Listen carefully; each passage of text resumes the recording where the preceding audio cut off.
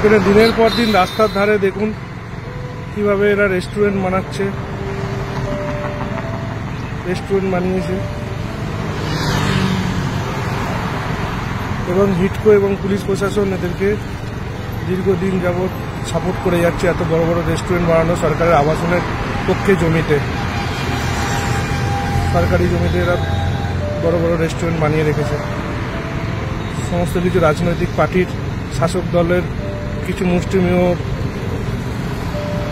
পার্টির দাদাগিরিতে এগুলো চলছে দীর্ঘদিন যাবত নিউ টাউন চকমাচুরি এরিয়াতে। দেখুন